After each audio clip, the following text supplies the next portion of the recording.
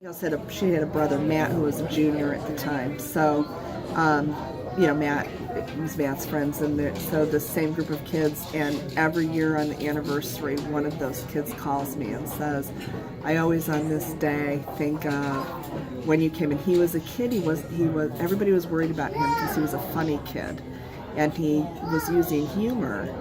And at lunch on the last day that we were there, a bunch of kids said, "We're really worried about him. Can you maybe talk to him alone?" So I talked to this woman from hospice and the people from Red Cross who were kind of my coaches. And I said, I'm going to do a community visit if that's okay. And they were like, absolutely, go. So I went to where he worked and I talked to his boss. And I said, when he comes in, can I take him? And she said, yes, take him. So he came in and I'm like, come on, hop in. We're going to Dunkin' Donuts for coffee. And, we spent about an hour. And he every year calls me and says, I never forget how you did that. And this is a kid that ran out of the school. The shooter is right behind him with a gun still in his hand. The kid had like those moccasin-y kind of shoes, and he was running so fast he ran right out of them. He ran to a car that was at a stop sign, jumped in the car and said, drive, shooter, and they just drove. They just took off to get away from the school. His shoes got put in evidence. I mean, it was like a year later he texted me, I got my shoes back. But, so this is a kid who had this direct interaction and was, truly, this was a trauma. This was a huge trauma. And he still calls and says, I just will never forget that you did that. And, every once in a while I'll go back and I'll take them all out to dinner, those 7 kids. And they're all out of college and, some of them are. And, so that was bonding with those particular kids and having that time with them was pretty cool. It sounds like as traumatic as it was for them, it was traumatic for you as well.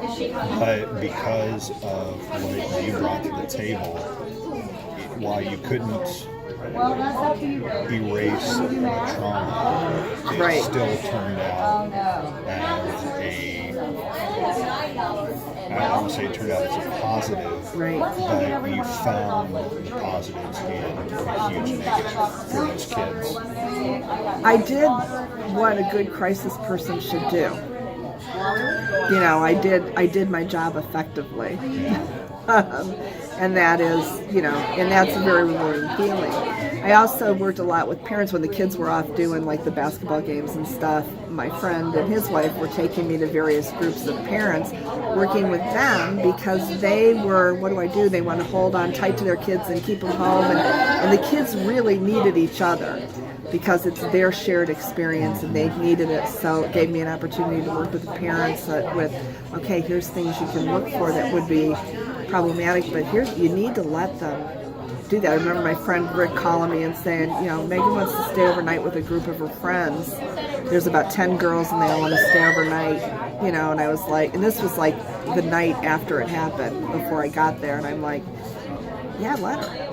You comfortable with the parents? You're comfortable with me? He's like, oh yeah, that's not the issue, but it just happened. And it's like, no, she needs to process this with her friends, or she needs to just do something normal so that the kids know normal's going to come back again, because right now everything's not normal. So, yeah. So that was a big challenge. That was just a big event. Kind of puts, that's a side of the profession I'd never really considered. Oh yeah, it's a big one. So, it's a big one. Yeah. That's great. Thanks for sharing that. No problem. Let's see. Do you have a favorite part of your job? The personal interaction, the one-on-one, when you click and you see the light bulb come on in your client's eyes, it's like, boom, now that's the favorite part. That's the part and you don't always get it, and you have to remember that, we're human, we're not super God, we're not, and sometimes we don't get that. But when we do get that, that's like pretty amazing. So the flip side of that coin would be, what's your least favorite? When I don't turn on the switch. when I can't, when I'm ineffective, when I have to say, okay, maybe I'm not the right counselor for you. Maybe we need to work. Maybe we need to find you something. And I won't say that that's my least favorite, because I want that person to have to get the help they need. But I would be lying if I said, okay, I'm a little disappointed in myself that I couldn't find it, But we aren't always a perfect match. Sometimes there are counselors that are, the earlier you can identify that in the relationship, the better. But sometimes it doesn't happen. Sometimes you see them 4 or 5 times, and then you finally have to say, okay, I feel like I'm getting anywhere. I would like you to see so-and-so, because I think that they would be a really good fit for you. They've got a little bit more experience in what you're dealing with, or, Sure. I mean, if I would get I didn't do a lot of really small children, but, if one did land on my caseload, there were times where I would say, okay, I really, really think that, Megan would be a better fit, or Russ will be a better fit, or, sometimes the earlier you can identify that, because, once you've built some kind of rapport, and then you have to say to the kid, okay, now, or the individual, I don't know that I'm getting anywhere. And they're like, but I like you. I don't want to see anybody else. That's, that's hard. I can imagine. Yeah. I can imagine that would be. We've been here for a while. I don't want to I'm good. monopolize you. No, I'm good. Just a few more questions. Sure. Go ahead. It's fine. Let's see. How about within the career field, what changes do you want to see happen within, say, maybe the next 5 to 10 years? I know, easier billing, right? Mental health services available, easily, readily available to everyone who needs them. Which, if I want to admit this, that I've always been a hardcore Republican, so that's kind of the swing, my political swing.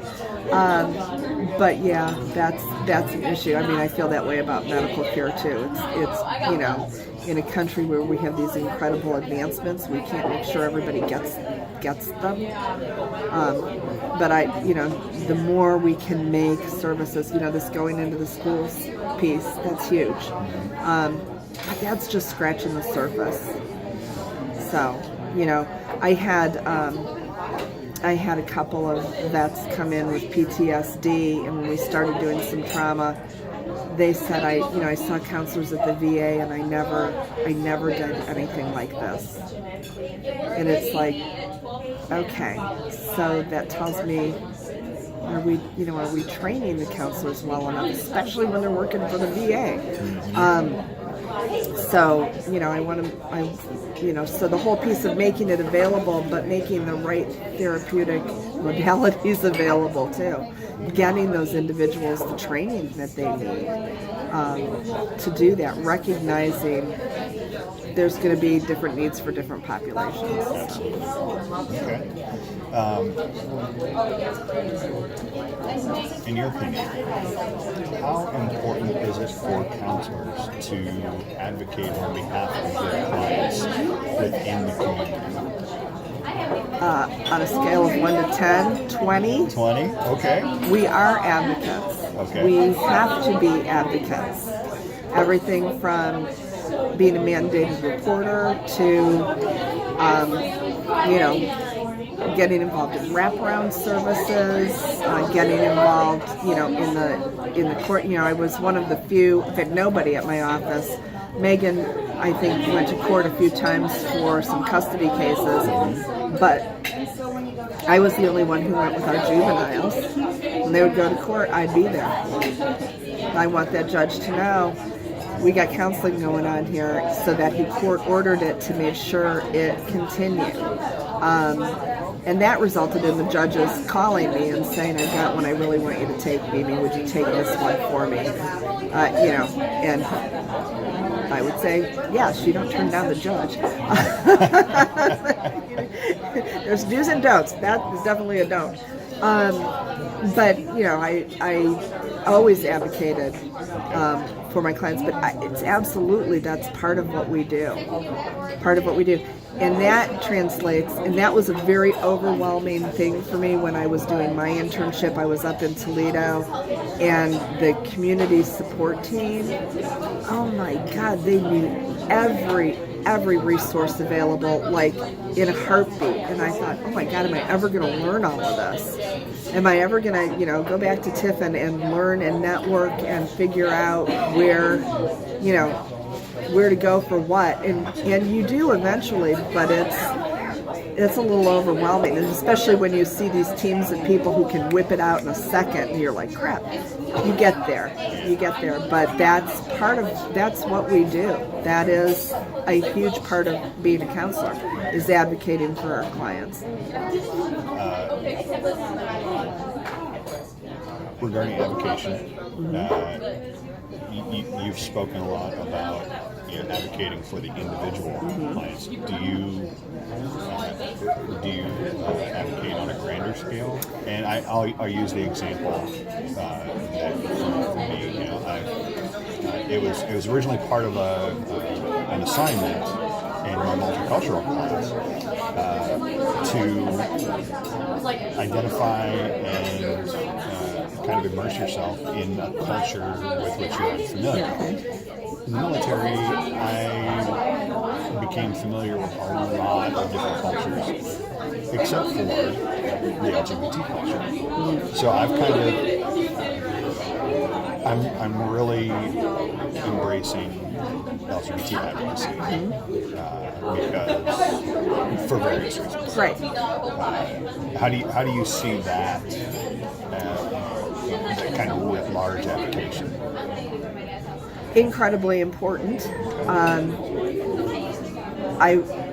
Again, if your question is like, do I have a group? Probably that, and it's probably kids in the juvenile justice system. That's probably the group that I, would advocate the most for. And that I do, again, my work with the court is doing that. Not on a huge grand scale, but that is a population that I advocate for. The population. Yeah, right. And the same with, real advocate for getting, especially at MCA, getting more hours there, because here's this population that needs it, and we need more days. We needed more hours there. So that was, so I would say, yeah, that's kind of where my advocacy lies. But yeah, I mean, the individual obviously is, our priority, because that's that hour, 50-minute hour of one-on-one time where they are concerned. But just, if we didn't advocate or identify populations that we felt had some kind of need, we probably shouldn't be in this business. Yeah, I mean, that's a great answer too. So obviously you practice in the community you live in. Do you see that as a benefit, or would you rather practice outside of the community? I think it's beneficial, because the networks that you make and the people that you know, for me personally, that's been an advantage. It can be problematic for some individuals. if you are, in this community and you have kids going to school in this community and you're going to sporting events and you run into, four potential clients, people that are clients or parents of clients, or, a little bit like at Sentinel, I've had a couple of clients that have been kids from Sentinel, and I always tell them, look, if you see me and you want to say hi, I'll say hi back. If you don't want to say hi, I get it. But at Sentinel, it's very separate. Nobody at Sentinel, my friends at Sentinel know what I do, but like most of the students have no idea. They just think I'm an aide up in collision. So it's not as, but when you're out in the community and you're like, oh my God, my counselor's here. Oh my God, she's my counselor too,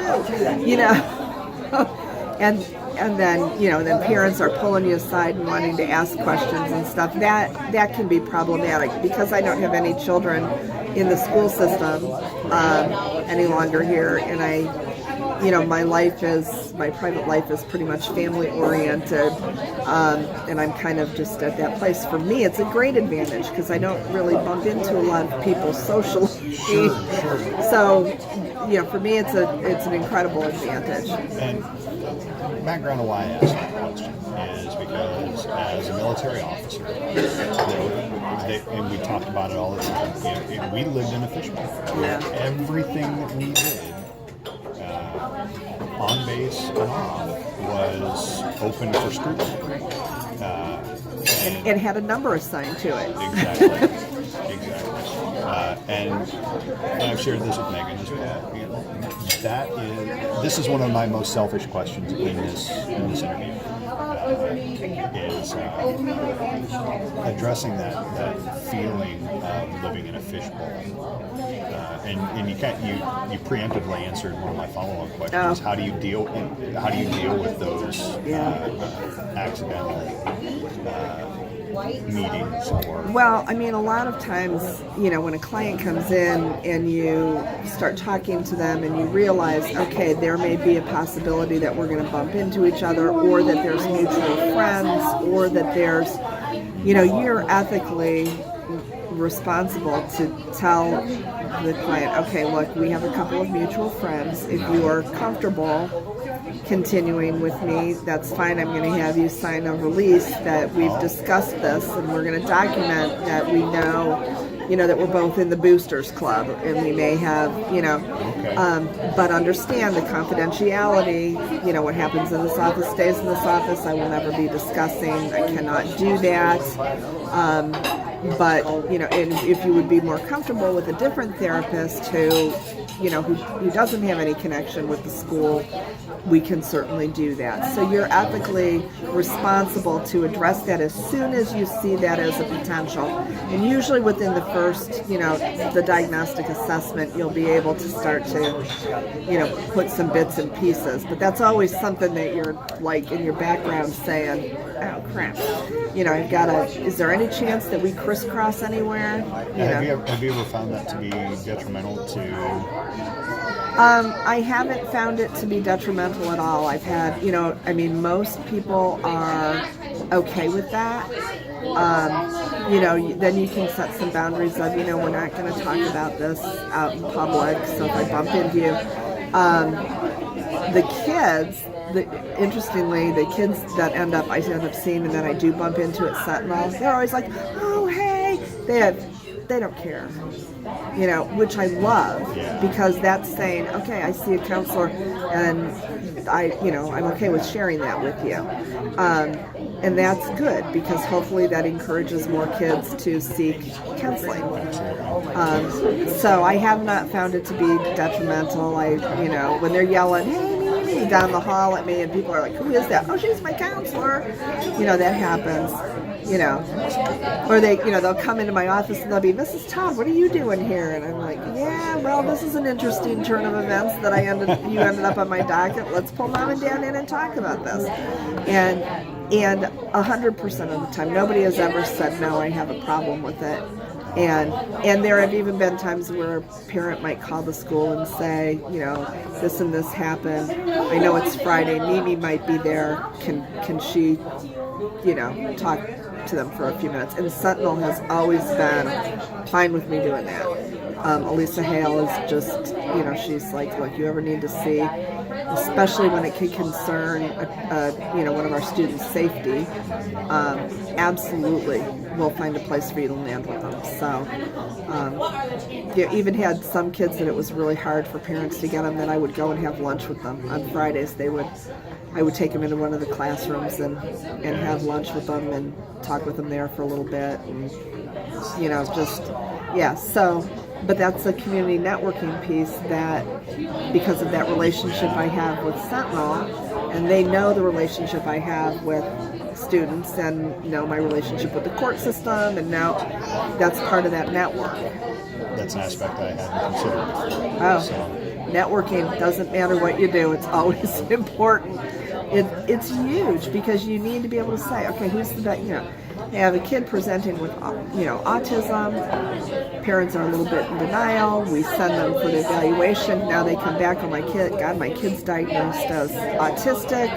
I always thought he just had really bad ADHD, and now, we're saying this. What do I do now? Well, okay, there's parent advocates. I'm going to call Sandy Hallett, who's one I know really well, and I'm going to get advice from her. We're going to get you a parent advocate.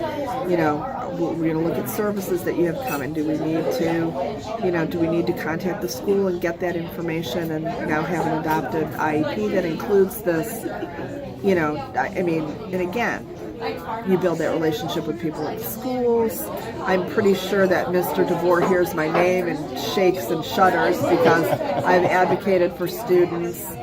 Simple things like there's an alternative math program that's not core curriculum, and every student, whether they're on an IEP or not, has the right to take that course.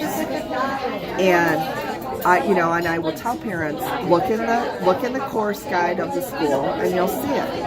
And call and set up a meeting that you don't want your kid to go. Your kid has failed 2 maths already, and they do this insane thing at Tiffin Columbia. And if you whatever 9th grade math is, you fail that the next year because we don't have a summer school program.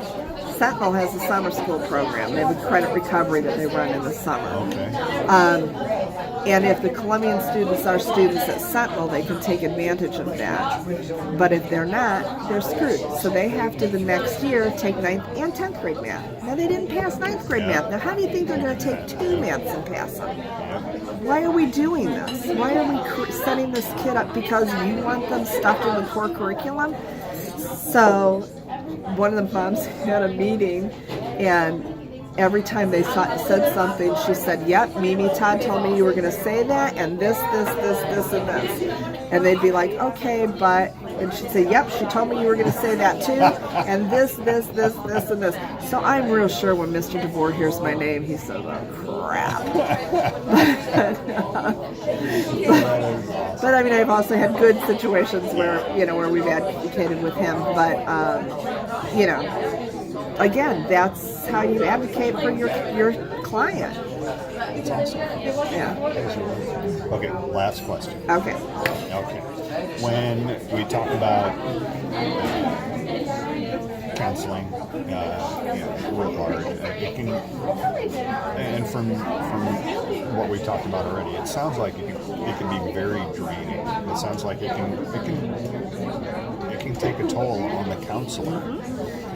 So that's where self-care comes in. Yep.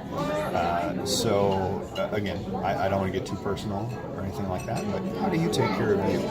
3 weeks on the South Shore of Boston every summer. Really? Yep.